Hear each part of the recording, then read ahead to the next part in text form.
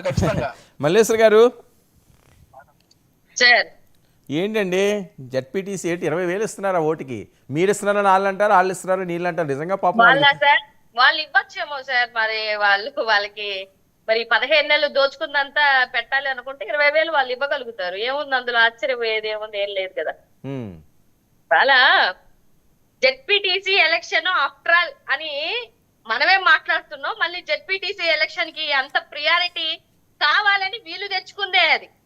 ఇవాళ ఓటుకు నోటు కేసులో ఎవరున్నారు, దొంగలు ఎవరు, ఆ సాంప్రదాయాన్ని ముందుకు తీసుకెళ్ళింది ఎవరు, అలాంటి పనులకి ప్రభుత్వులు ఎవరు అనేది ఆంధ్ర తెలంగాణ రాష్ట్రంలో మొత్తంలో అందరికీ తెలుసు సార్. ఈ నుంచి పాపం శిష్యుడికి 1 కోటి రూపాయలు బ్యాగ్ ఇచ్చి పంపడం, లేకపోతే ఆడియో టైప్లన్నీ బయటికి రావడం, లేకపోతే అదే కేసు మీద అక్కడ ఉన్నటువంటి పాపం శిష్యుడు జైలుకి వెళ్ళడం, ఇవన్నీ వాళ్ళకి అలవాటు, మనకు కాదు అలవాటు. ఎందుకంటే అందులో వాళ్ళు చాలా ప్రబుద్ధులు. ఇవాళ ఎలా ఉందంటే ఓటుకి నోటుకనంటే డబ్బులు పంచే ప్రసక్తి ఎక్కడుంది సార్? వాళ్ళు అసలు ప్రజలకి ఓట్లేసేటువంటి స్థాయి ఎక్కడిస్తున్నారు వీళ్ళు? ఎందుకనంటే వీళ్ళు హై డెవలప్డ్ అయినటువంటి ఏకంగా ఈవీఎంలే.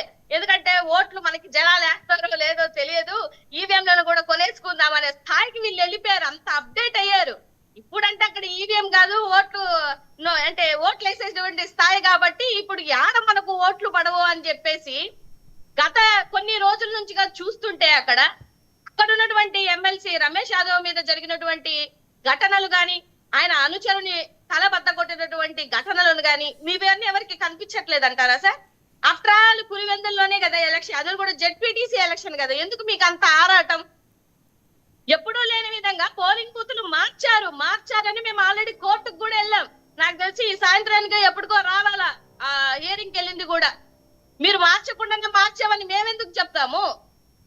ఎప్పుడూ లేని విధంగా ఇన్ని సంవత్సరాల రాజకీయ చరిత్రలో మీరు అసలు పోలింగ్ బూతులు మార్చాల్సినటువంటి అవసరం ఏముంది?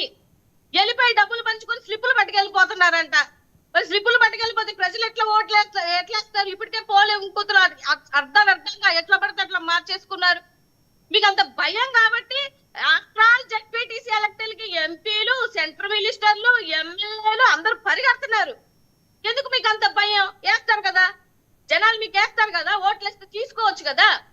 ఇప్పుడు ఎంత క్లారిటీగా వాళ్ళ ఇంట్లో ఓట్లు కూడా పడుతున్నాయంటే ఏ రేంజ్ లో మరి రిగ్గింగ్లు పెట్టారో, వాళ్ళ ఇంట్లో పేర్లతో కూడా ఓట్లు ఆల్రెడీ ఫిల్ అయిపోయి ఉంటాయి. అందుకని అంత ఏమంటారు స్ట్రాంగ్ గా వాళ్ళ ఇంట్లో ఓట్లు కూడా మాకు పడుతున్నాయి అని చెప్పేస్తున్నారు ముందే ఇన్ఫర్మేషన్. ఎట్లా పడతాయి వాళ్ళ ఇంట్లో ఓట్లు? ఏ విధంగా పడతాయి? మీరు నిలబడితే మీ ఇంట్లో కూడా ఓట్లేరా? మీకు ముందే కాన్ఫిడెంట్ గా చెప్తున్నారంటే వాళ్ళ ఇంట్లో పేర్ల మీద కూడా రాసి పెట్టేశారనమాట. అది చాలా చాలా క్లియర్ గా ఇప్పుడు నాకు అర్థం అవుతుంది, అంత కాన్ఫిడెంట్ గా వాళ్ళ ఇంట్లో ఓట్లు మాకే పడుతున్నాయి అని చెప్తుంటే. ఇప్పుడు రాజ్యాంగబద్ధంగా ఎలక్షన్ చేయాలనుకుంటే రాజ్యాంగబద్ధంగా చేసుకోండి, జనాలు ఓట్లేస్తే తీసుకోండి, అందులో ఏముంది సార్? జెడ్పీటీసీ కదా, ఆఫ్టర్ ఆల్ జెడ్పీటీసీ ఎలక్షన్సే కదా. మీరు భయపడిపోయి మీరు గంగోలు ఎత్తుకొని మీరందరూ పరిగెడుతున్నారు ఆడికి పులివెందులకి. అక్కడ ఉన్నటువంటి డిఏజీలు కూడా ఏమంటారు, తలలు లెగిసిపోతాయి. కాదండి ఎట్టి పరిస్థితుల్లోనూ కాదు మల్లేశ్వర్ గారు, జగన్మోహన్ రెడ్డి గారి ఇంట్లో ఓట్లు కూడా వాళ్ళ వైపే చూస్తున్నాయట, ఖచ్చితంగా గెలుస్తామంటున్నారు చాలా కాన్ఫిడెంట్ గా. అదే అంటున్నాను సార్, ఆ పేర్లతో కూడా రిగ్గింగ్ స్టార్ట్ చేసి ఉంటారు వీళ్ళు ఈ పాటికే.